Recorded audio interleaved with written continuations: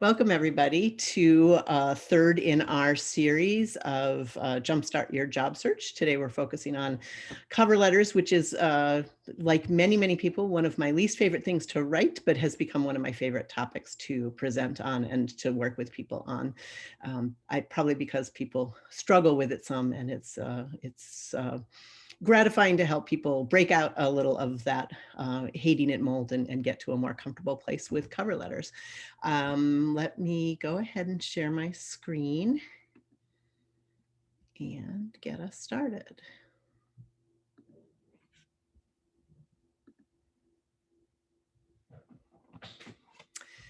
So cover letters, making the case for hiring you, is our title. And I'm Christine Valenza-Shin. I'm an alum of the college, class of '84, and I'm Associate Dean for Beyond Barnard. And I was going to say something. What was I going to say? Oh, I was going to say welcome to people who are returning. And then we got a lot of an increase in registrations over the weekend because another reminder went out. So if you're new to the series, welcome. And several of you have asked via email. The sessions are being recorded and they are posted tomorrow or Friday on the Alumni site. You'll get a follow-up email with the link, so you can always catch up on anything you missed or re-listen if you would like. And as well, a copy of the slides is posted, so you don't need to take crazy notes either, unless that's how you process things. So let's get started. Here's our summer imagery, our summer colloquium, part of this larger conversation that we hold during the summer for both students and alumni, keep you engaged and hopefully meet you where you are in terms of your career path and what's going on with job searches and otherwise. And our nature image, our Zen moment image, where I take a deep breath and encourage you to do the same. I never feel like it's officially summer until New York City schools are out of session, which they finally are. And so this, and people start their beach vacation. So this seemed like good imagery to relax us, remind us that it's summer, even though we're talking about things that can be stress inducing. So today we're talking about cover letters. We discussed resumes last week, and the final in this sort of little mini sequence is LinkedIn profiles. These three things together are the tools you use to present yourself throughout the job search. So that's where we've been, where we're going, and where we are today is cover letters. So we're going to go over some basics. I'm going to give you a formula. That's just what it is, a formula. It's one way of approaching this. It's not the only way, but often people do find it easier, and you've probably developed over the years your own formula for cover letters. So mine might look fairly similar to yours, or it might introduce some new elements that could be helpful. But then we're also going to spend some time looking at some different approaches. I think cover letters are an area where you can mix it up, especially if you're not getting great results ones you are sending out. So we'll look at a couple of different ways of approaching the letter. And then finally, we'll do a little bit of practice so you can start generating some of these ideas for yourself. And as always, we'll leave some time at the end for questions and answers. So some basics about cover letters, a couple of the key ways of thinking about cover letters and key ways that I tend to describe them as I'm working with people on this. So one way of thinking of it is a bridge between the job description and your resume. It's an opportunity similar to when we look next week at the About section on your LinkedIn profile. It's a way of you being able to frame how someone views your resume, and whether somebody reads your cover letter first and then your resume, or reads your resume and comes back to the cover letter. It can be a helpful framing device, and so that sometimes people find that as a helpful way of thinking about it. We're going to talk a lot about showing, not telling. And to me, the resume is a telling document. We looked a little bit about how you can show some achievements and things like that, but basically that's the telling document with all of the details and the chronology and the specific things you did. But the cover letter is a showing document where you have an opportunity to sort of show yourself in action, talking about why you want the job and how you'll be good at it, what specific things you'll bring to it. And it doesn't always have to be used for this, but if you feel that you have perceived or real weaknesses in your work history, it could be a gap, it could be a change in course that took place at some point, or it could just be that you've had quite a varied path and you need to sort of pull that together and show the through line. But there could be, various other things. And the concisely and positively is the key here. You're not going to spend the whole cover letter talking about this, but we'll look at a couple of ways you can address some of these possible red flags. But again, I want to repeat, that's not an essential element of a cover letter, but it does come up sometimes given people's individual work histories. So you're going to hear a lot from a lot of people you probably already have, is that nobody reads cover letters, and so don't bother. We're here to present the counter argument. It is absolutely true that cover letters are far less required than they used to be, and that many people hiring for jobs don't read them or just skim them very quickly. It's primarily because I would argue that cover letters are really boring. They tend to not be customized. They tend to say sort of generic things. And so there's just not a lot of information to be gleaned from it. Our philosophy, our strategy that we try and teach here at Beyond Barnard is that cover letters actually represent a really good opportunity to set yourself apart. The ability to write well is always appreciated. And obviously, if you are applying to a position that requires strong writing, they become a writing sample, if it were, as it were. So, and the reality is that there are plenty of employers out there who do value cover letters. And you never know who's going to be reading it. But if you do get it in front of somebody who values a cover letter, it could be writing a good cover letter, a customized, interesting cover letter that sounds like you, that makes you sound like a real person and a valuable worker, could be a key to getting that interview. They are, if they're optional, whether they're optional or required, they are a whole extra page to customize, to give more information and optimize that chance that you will get the interview. So a couple of do's, definitely with very few exceptions, you want to keep it to one page. You really want to work on how can you distill your message down so that it fits nicely in one page. Back to what we said about people not wanting to read cover letters, a particularly dense or long cover letter is going to reinforce that notion of somebody not wanting to read it. So a more concise one that leaves some space between paragraphs and isn't in teeny tiny font will be more inviting. So the exception to that, I mean, occasionally you're asked in a cover letter to do a lot more than, there's specifics, we want to hear about this and that. And, at that point you could certainly go over one page, but that's pretty unusual. Mostly instructions, if they're there, to write a cover letter. I'm not going to go through each and every bullet because I know you all can read. The third bullet, though, this is something I learned a few years back from our new dean at the time, AJ Ehrenstein. This is for the skimmers. If you put so it's very, most people at least customize a cover letter enough to put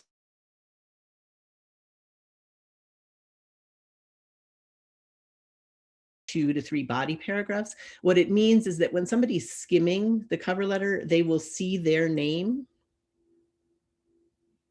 I paused for just a second, said my internet connection was weak. I will give a little caveat because of the sort of power demands. Wireless has been slightly spotty, so I'm hoping it holds through till 2 o'clock. But if I suddenly get bumped out, please stay in the room and I'll be back as quickly as I can.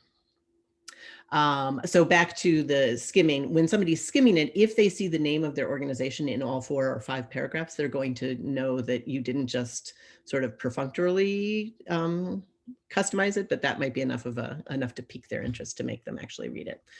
We're going to talk a lot about stories. We're talking about very short stories. You could also think of them as sort of vivid examples. The key, are very specific examples. We're trying to appeal to, stories appeal to the human brain. They're a great way to sort of hook people in. And it goes back to what I was saying about showing. We want stories that show you in action, doing the things that doing the job well that they're looking for. And then obviously, get the details right. The Barnard University is a thing that crops up from time to time when we're screening applicants. And I'm actually we're in the middle of a couple job searches here at Beyond Barnard. And, when we go do that initial sort of yes, maybe, and no, the people who end up in the no pile, or I just, moved somebody in the no pile this morning because they, had the wrong job title. They obviously had applied to something in HR as well as something at Beyond Barnard. But again, it's a position that requires attention to detail. So that kind of error right off the bat in an application is a no. So, okay.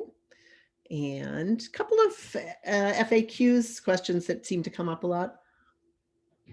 If you have information about, if you're pretty certain either the title or the person, if sometimes a person is actually listed in the posting, that's unusual, but often it will say reporting to X title.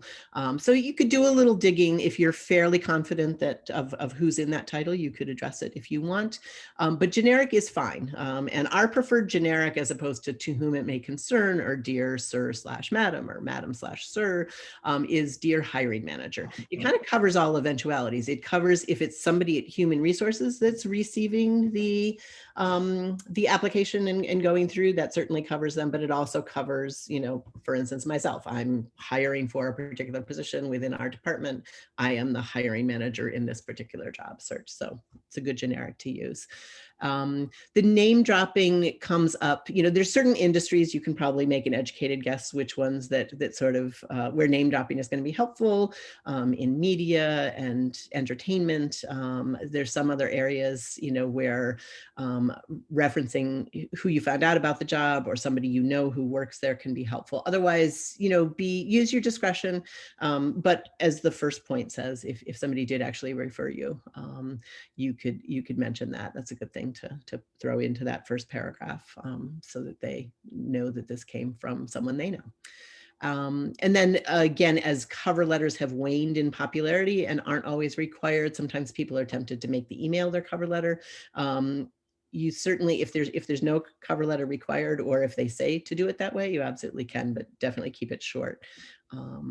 But if they do either give the option of a cover letter or a required cover letter, instead of doing it in the email, you can go ahead and make it either part of an overall document or a separate document that you upload to the system. Great. So those were some basics, and now we'll go into a bit of a formula, give you some specifics. All right, so the formula I'm going to use is 4 paragraphs. I think you could potentially squeeze in a 5th paragraph, but the goal is to try and keep things relatively short. And the way it's going to look on the page is a relatively short first paragraph, introduction, a relatively short conclusion, and the sort of, most of the real estate is going to be taken up by those 2 body paragraphs, which we'll get to in a moment. So a classic but boring opener is, please accept my application for the position as posted on your website or as seen on LinkedIn, or you can refer to. It's a, fairly standard thing. It can be helpful to the person on the other end to know, that they're looking at the right, right job description, the right, and also they may be keeping track of where the applicants are coming from. The key thing you want to do here in this first paragraph is connect yourself and specifically your skills and experiences to the job or the organization. So you need to, either from the job description or from their website or just your general knowledge of the company, you want to distill their main mission or goal and connect yourself to it. So the yellow italics give a couple of examples of how you might do that. So I'll give you a second to read those over.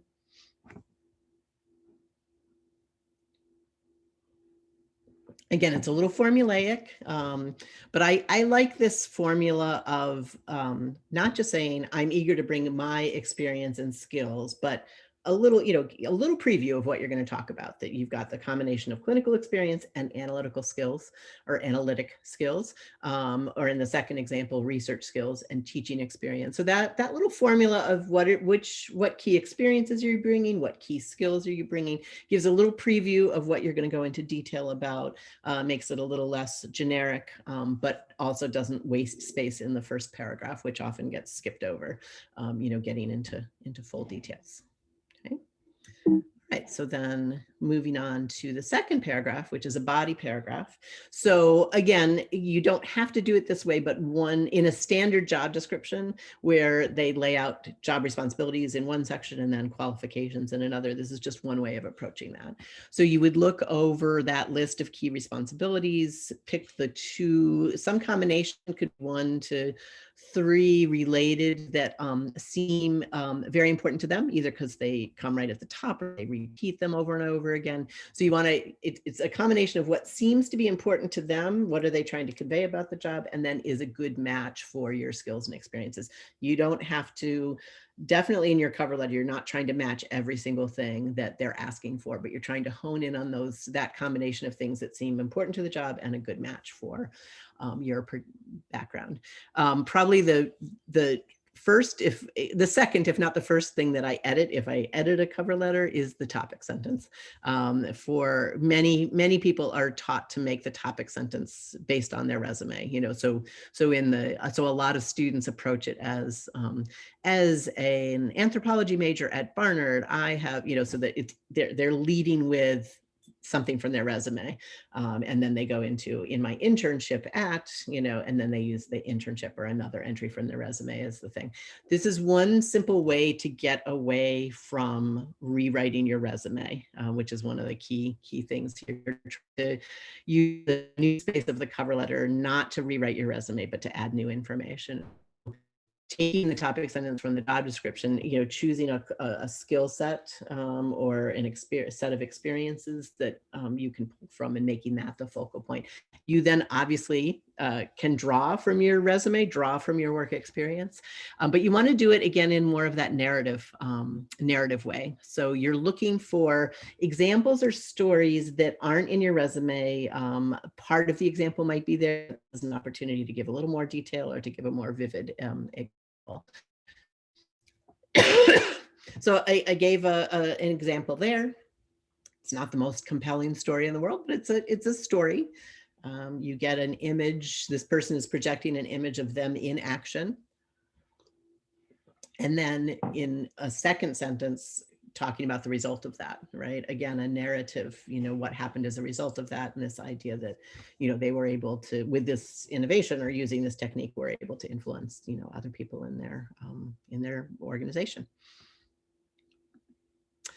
Third paragraph, then, if you want, you could choose from the qualifications list. You don't have to do it strictly requirements and qualifications. It's just one way of again, making sure that you're incorporating different parts of the job search into your cover letter.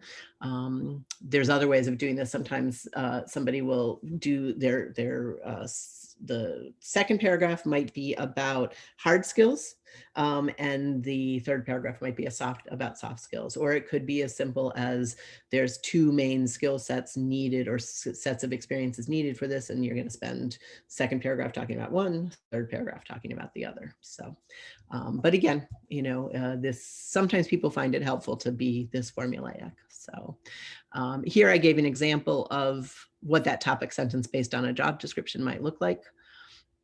So all you're doing is prefacing your examples and your stories with, here's what I'm going to talk about in this paragraph. I'm adept at managing multiple projects at once while meeting tight deadlines. I'm going to assume, based on this sentence, that managing multiple projects at once, meeting tight deadlines were in the job description. And so they're using that phrasing to say, hey, I'm good at this. And now I'm going to give you some stories and some examples that show that I'm right, that I am good at this.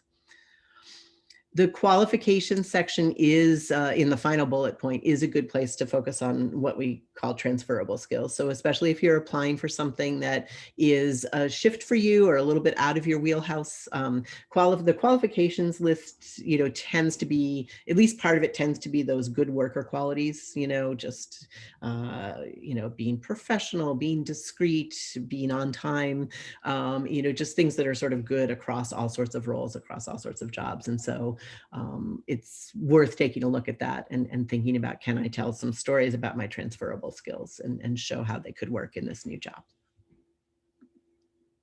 Okay. So I've talked a lot about stories, and I wanted to give you some examples. Again, this is something I'll often do with working with somebody one-on-one, or we'll sort of work, our team will sort of work people through this in a workshop. So here's some possible stories to tell about where you might be able to illustrate these strengths of yours. The second bullet is the third bullet. I call that the epiphany moment, and that can be really helpful. Actually, a lot of these story prompts, just as a note, if you don't use them in the cover letter, or even if you do, can also be story prompts, examples that you can prepare and think about for an interview, where you also want to be, telling stories, giving specific examples of you doing different aspects of the job. And that final bullet, it's a little tricky territory to talk about a mistake, but it could be relevant in a cover letter.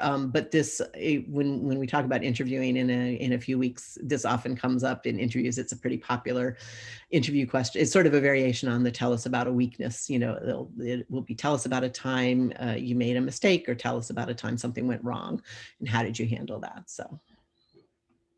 Okay. And then finally, we get to the fourth paragraph, which again will be, fairly short, similar to the first paragraph. And you're doing much the same way. You're sort of pulling back from the specifics, and you are reconnecting what you've been talking about to the overall mission or goal of a particular team or division or the organization as a whole. So basically, you're writing something similar to the first paragraph, but in using different language or using a different example. And then a classic closing line is basically what you're saying in this example here is, you're going to want to talk to me, right? But you're saying that less assertively, but you're still sort of confidently saying, hey, let's talk more. I've got more information. I've got more, more to tell you about this. So that's how you can end. So that's the formula part of it. And now I want to talk about some different approaches.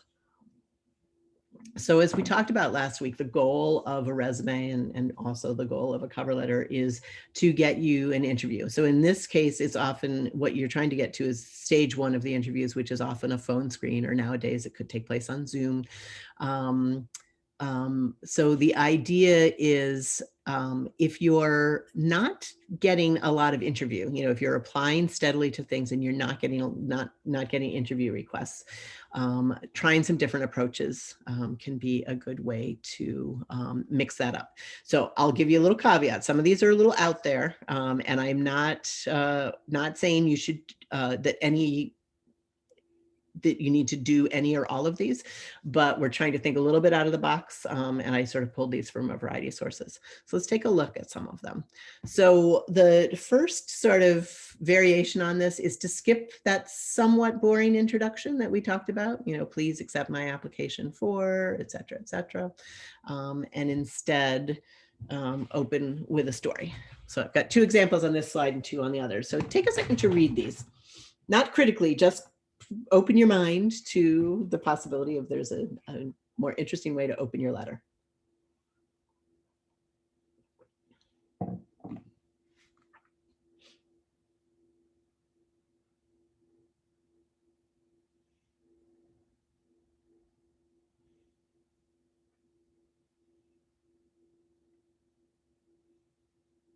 So when we say opening, I mean opening. The whole point of doing this would be to make this the very first sentence. very first sentences of the letter. The whole point, the whole idea is it's a lead, it's a hook, trying to get their attention, trying to get them to read your cover letter. Doesn't mean you can't add a couple of sentences to each of these to fill out that introductory paragraph. You absolutely can, or you could, from there go into the body of your letter. Right. But again, story prompts here, looking at a career thread in the first one, taking a very specific thing that, a boss said about a key quality, these are possibilities. I wouldn't copy any one of these if they don't describe you. But it can be helpful, and it's one of the things we'll do in towards the end. It can be helpful to think about how you could use this to grab their attention. And let me give you two more examples on the next page. I hesitated over including this last December one, but I decided to go for it.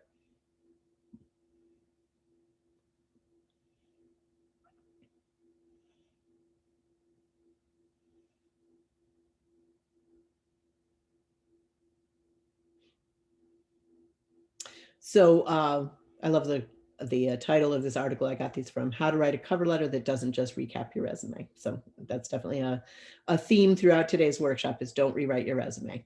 That's where I drew these examples from. And as I said, I hesitated over including this very salesy one, but I thought, it being that sort of direct, can feel a little off-putting, but I wanted to include it because it's worth thinking about.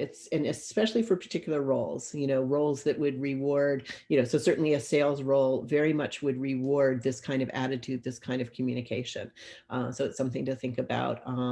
If a particular role you think would reward that more direct, more competitive approach, then something to consider. Or if the vibe you're getting or the messages you're getting from a particular company or a particular team and from the job description, this might be a good way of approaching it. Again, you're not copying this word for word, but thinking about how could you adapt or do something similar in your opening. And then I think this last example about not finding the title community manager, I think it's an interesting way to frame it, and also could be helpful. Again, we've talked about this a few times. If you're making a shift in role or a shift in field or a complete change, this is a way of framing the fact that you're going to be talking a lot about transferable skills, or possibly talking about where you've done the work, not necessarily in your traditional work history, but you've used it in your volunteer experience or your academic experience. So just a couple of variations, thinking about opening with that narrative hook, right? Another possibility is, okay, sorry. There's something called a T format cover letter, sometimes referred to as a specific needs cover letter. And so basically what you do is the main part of the cover letter, it looks visually quite different from a normal cover letter, is you put two columns to directly target key points from the job listing. And this also is a slightly different way of drawing directly from the job listing. So it ends up looking something like this. So you have this very brief intro and very brief conclusion, but in the middle, the left-hand column takes, in this case, 4 key parts from a job description. And then the right-hand side is how you meet or exceed that expectation or requirement. So it's very targeted, it's quantified. This is a type of cover letter. There were a lot of articles about this, I don't know, maybe 5 or 6 years ago, like this is how you should write your cover letter. And anecdotally, I knew of a couple people who used this and got a really positive response. Again, the idea here is you're mixing things up a little. Picture somebody going through, scrolling through a bunch of cover letters. This one's definitely going to jump out as something different, and they may hate that, they may love that, they may be somewhere in between, but chances are that they'll read it potentially with a little bit more depth than they might otherwise have done. Just making, I feel like I skipped something, but let's see. Okay. So then this is a full letter I just want to say a couple caveats about that before you start reading it. It comes from a site I mentioned last week, Ask a Manager, and she will every once in a while publish cover letters that she thinks are, again, sort of outside of the box, or, you know, do a particularly good job of capturing who you are. What she does to anonymize this is she'll sort of plug in other names for the organizations. She usually draws them from pop culture. I'm not quite sure what this one is drawing from. I know she likes to there's various pop culture references that she'll draw examples from. So take a look at this one. You know, the heading is correct. It's a unique narrative voice and a fairly different approach to how this would work.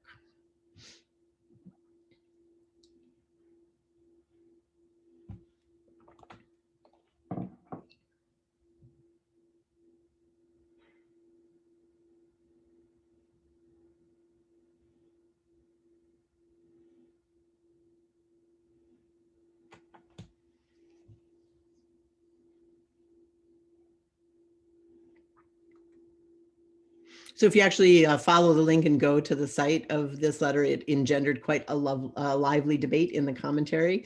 And, you know, one of the key points is that, again, you would never copy this directly or even imitate it closely.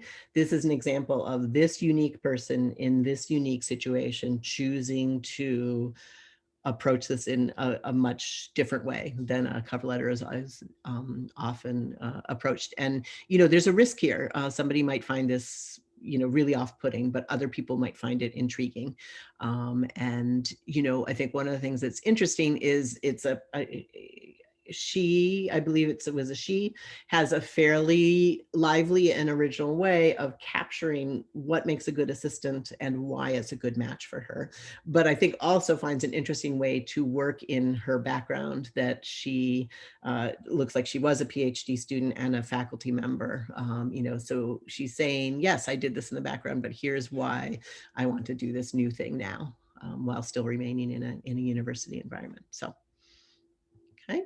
And then finally, this is an oldie but goodie from the Harvard Business Review. You'll see the link down there. And it was in an article, you know, written that was called "The Best Cover Letter I Ever Got." So it's the brevity as the attention grabber. So take a quick look at this one.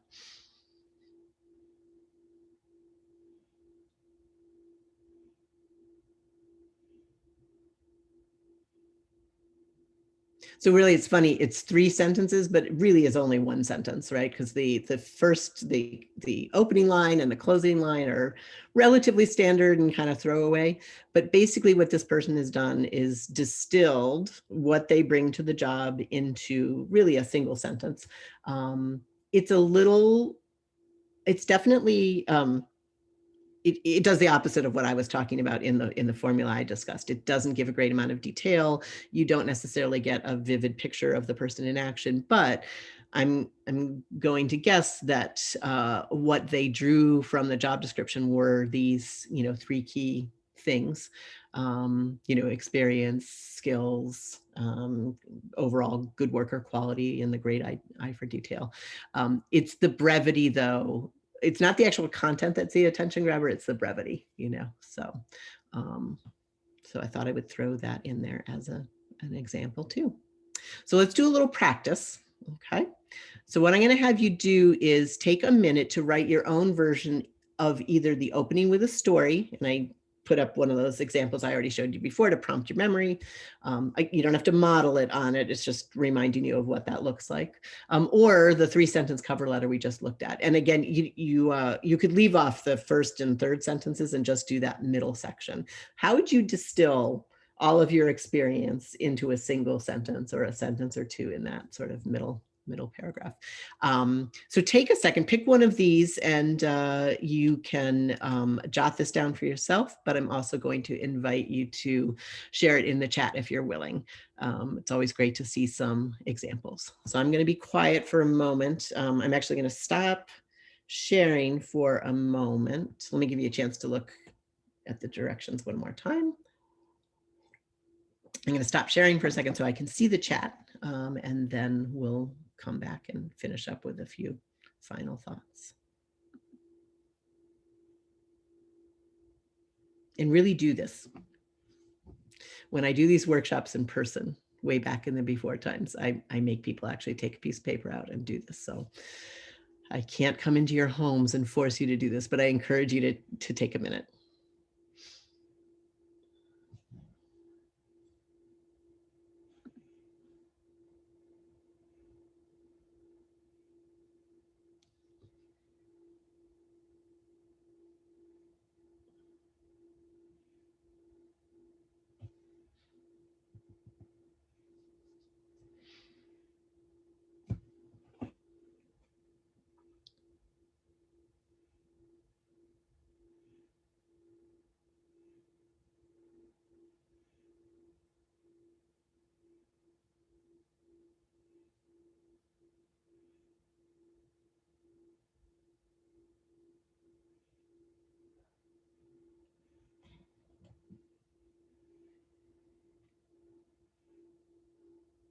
Feel free to take another minute or so to try out either of these. And if anybody's willing to cut and paste it into the chat, you can either send it to everyone, or if you prefer, you could send it just to me and I'll read it out loud.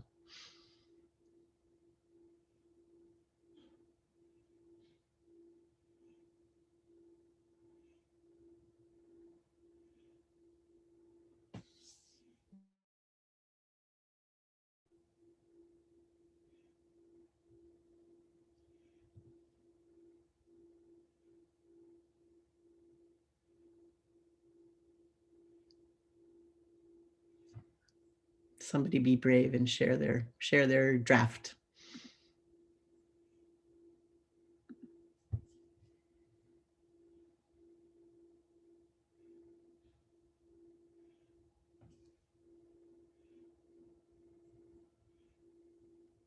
In the meantime, there's a question. Someone asked, does the 3-line cover letter leave room or reader attention for a more detailed resume if the work experience is relevant?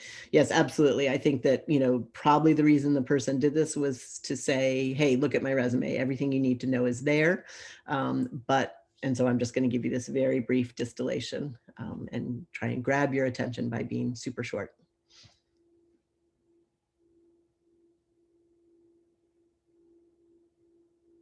Okay, I'm going to, I encourage you, if you want to share, please do.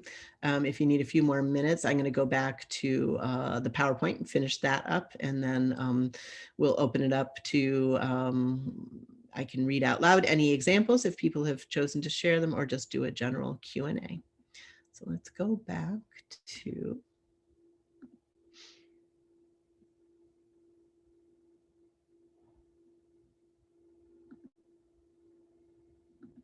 hold on one second.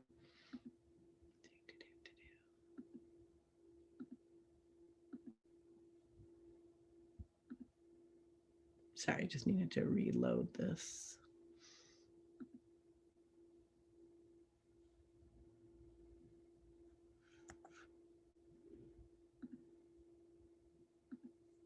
All right, let's try this one more time. We're going to screen share.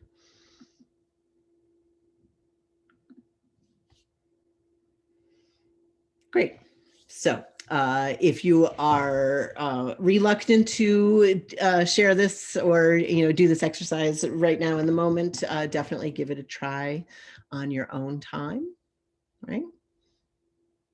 Oops, sorry, I forgot to cut out the rough draft of my final slide. So just a couple of concluding points here.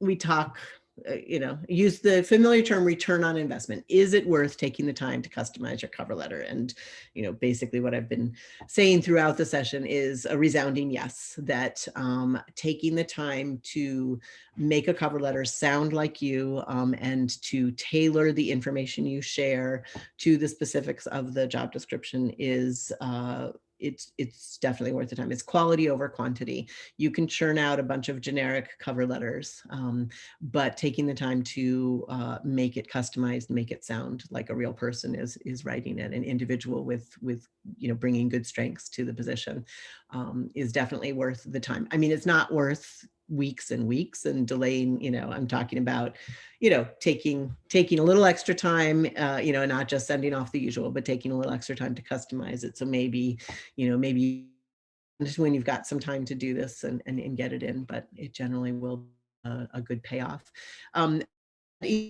Large Cover letters can be hard in general.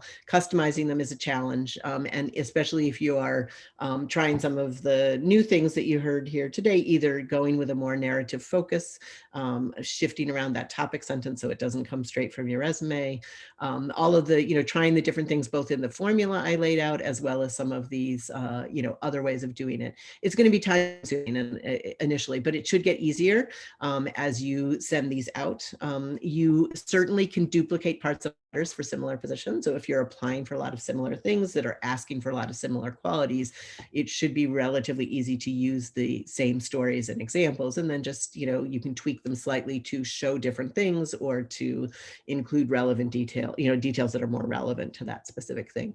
And similar to last week, how we talked about creating an everything resume document or a master resume document, you can do something similar for actually both cover letters and interview prep, which is to, if you've written these up nicely, cut and paste them from the letters you're sending out, put them all in one place, so that, again, you're not starting from scratch telling a 2-sentence story, each time. So, and different stories can show different things, so the same story could be used to show attention to detail and working on, juggling multiple projects. It also could show general organization ability or clear communication. There's a lot of your stories and examples can be used to illustrate different qualities. So, and then just a final for what we talked about last section here is that if your typical letter, whether it's your typical letter or the sort of more typical formula I presented in the first half of the presentation, if that's not getting you interviews,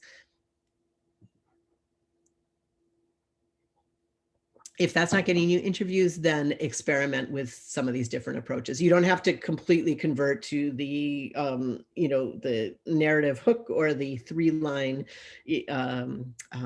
cover letter or the T format. You don't have to make that your new thing, but especially where if you're applying for something that's a bit long shot anyway, it could be good to experiment with it, see if you get any, any more feedback. Another time I think to experiment with some of these different formats is if a company or a job description comes off as, if a company sort of either directly or indirectly talks about being a disruptor or doing things in a different way. So I talked a lot about the sort of classic job descriptions where they lay out the requirements and they lay out the qualifications, but I'm sure you may have seen, there's different styles of job descriptions. So it's some of your smaller startup, your edgier kind of companies, places that are trying to sort of mix things up, whether it's in terms of what they're doing as their business or doing in terms of recruiting. If they're mixing things up, that's kind of an invitation for you to mix things up and to try a different approach as well. So again, if you're applying to an innovative or unusual kind of company or organization, that could also be a good time to try some of these different approaches. So as usual, just a little preview of possible next steps for you. We've got 5 more topics coming up. I'm going to take a break next week, and my esteemed colleague, Lindsay Granger Weaver, is going to talk to you about your LinkedIn profile and some suggestions for that and how it fits into your job search. I'll be back to talk about networking the following week, and you can see the rest of the topics as well. Again, you're welcome to make an advising appointment during the series or after this over. If you have actively used Handshake or had an account created for you recently, you can go ahead and directly make an appointment with myself or anybody else on the advising and programs team. You haven't been on Handshake, or if you try and log on and it says that that it doesn't recognize you, etc., definitely you can email Beyond Barnard, and we do 2 things when we get that email. We'll check on whether you do have an account on Handshake and what email it's matched to, and then send specific instructions. The biggest key thing when you go onto Handshake is you do not need to have your uni as an alum. It makes it seem like you do because the sign in here says to ask for uni. You absolutely have to have that. In fact, you shouldn't use a school affiliated email. You should just use your whatever personal or professional email you use. So, but all of that is fine. Skip skip all of that angst by directly emailing beyondbarnard@barnard.edu. And thanks and questions. I'm going to stop sharing if anybody shared anything in the chat. Ooh, look, either questions or examples. Okay, let's take a look. Okay.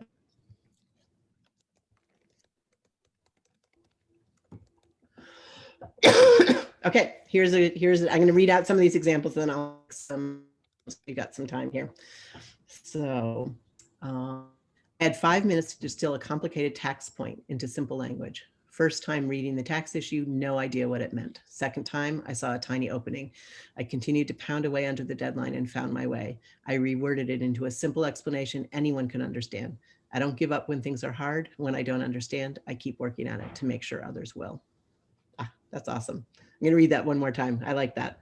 I had 5 minutes to distill a complicated tax point into simple language. First time reading the tax issue, no idea what it meant. Second time, I saw a tiny opening. I continued to pound away under the deadline and found my way. I reworded it into a simple explanation anyone could understand. And now she steps back and sort of does a little bit big picture. I don't give up when things are hard. When I don't understand, I keep working at it to make sure others will.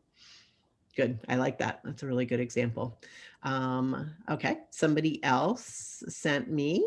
This is my attempt at the narrative opening. While teaching a course on the history of Buddhism at UVA, I witnessed many students grappling with the boundaries of their own religious beliefs, often leading to serious mental dissonance or challenging the material I taught. What resulted in these seriously uncomfortable situations was the development of a robust discourse focused on questions and self-reflection. I like that too. Again, we're, a lot of those things that you mentioned, how you are as a teacher and the way you try and approach your work or encourage, that all could be done in a very standard way, but this is very nicely done in a narrative opening. Even just, and simple things make it narrative. It's, starting with the specifics, it's starting with what was I teaching, where was I teaching it, and then what did I see, and giving some of these descriptions of what the students were dealing with. So great. Thank you all for sharing these. These are great. Let me see, somebody here attached. Let me see if it opens. I don't think it's opening for me. Let me see. Okay. Oh, here we go.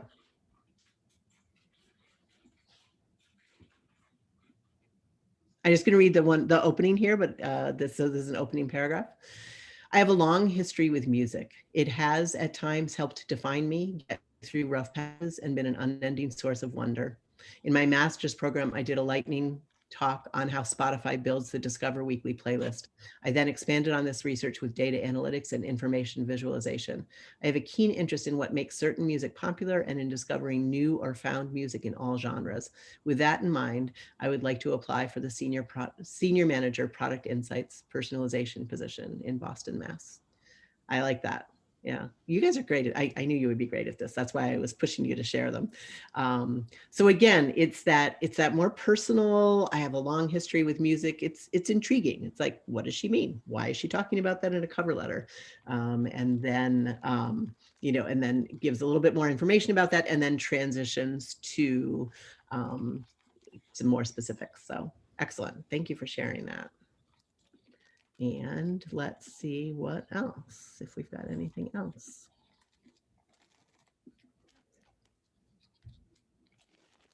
Am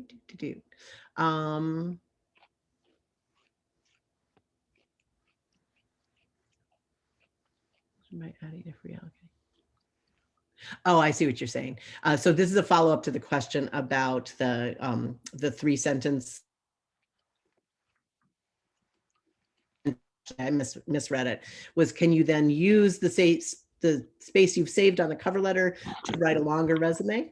It's not exactly a quid pro quo, but definitely if you've been nice and brief in the cover letter, I think that sort of sets them up to take a little bit more time potentially on your resume. I think they're going to be not only intrigued by the brevity, but intrigued by, just the approach and just sort of thinking, oh, this is an interesting person. And so it might make them more willing. I still would, I wouldn't go on and on in your resume. We talked last week about sticking to a page or 2 pages if possible. So, but yeah, I think that, people appreciate brevity in a cover letter. So that would be good.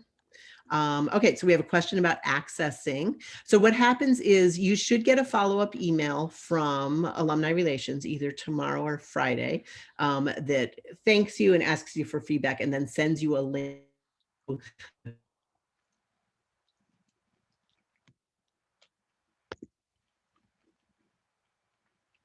to convert them, etc. to access them.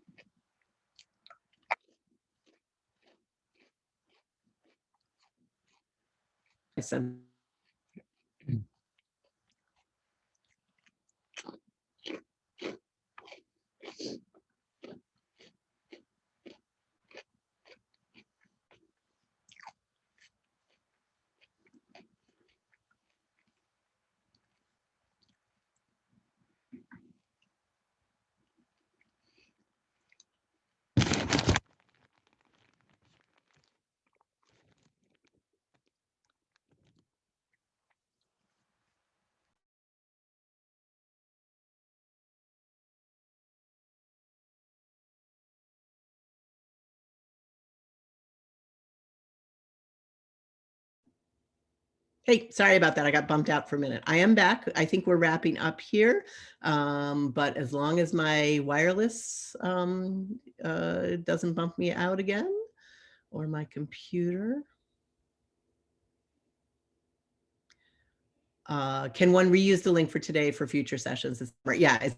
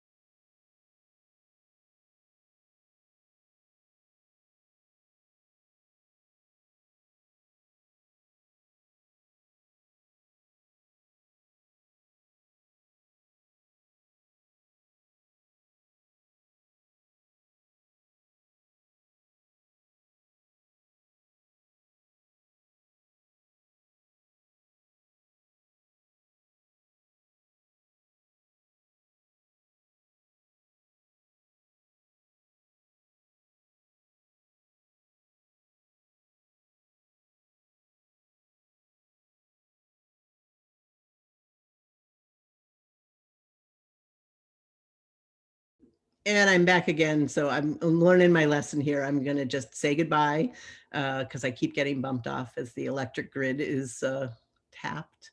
The audio cut off. Can you please put in chat? Nope, no new link, same link. Same Zoom link for every session. Let me, same Zoom link for every session. Excellent. Bye, everybody. Thank you for coming. Sorry about the little technical disruptions at the end here.